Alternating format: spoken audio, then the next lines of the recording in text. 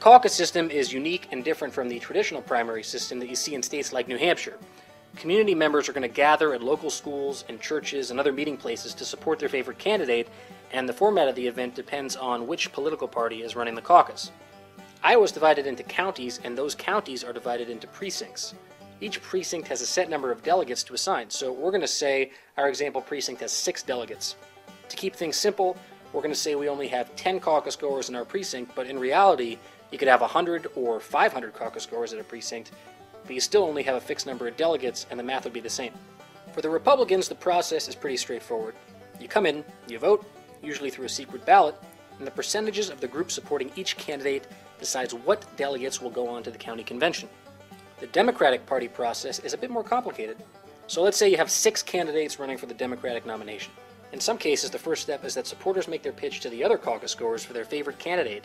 At the very least, the campaigns will be putting stickers on their supporters' shirts and pointing them in the right direction as they enter the caucus site.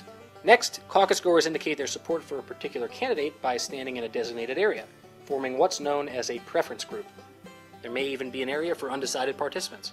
Each group's counted and a percentage of support is calculated. Now here's a unique feature to the caucus. At this point, the caucus officials determine which candidates are viable.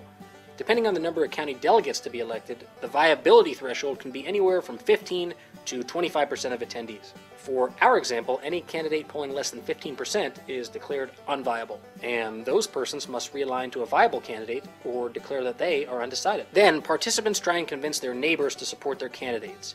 Each preference group might informally deputize a few members to recruit supporters from the other groups, and in particular from among those undecided.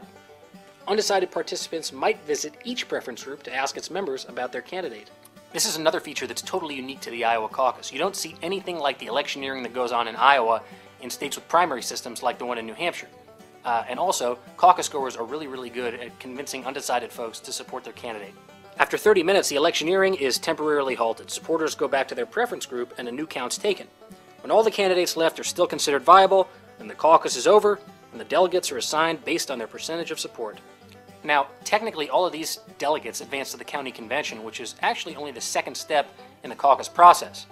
But, for the purposes of the media and for the campaigns, a winner can and usually is determined on caucus night, and that's the candidate that gets the most votes.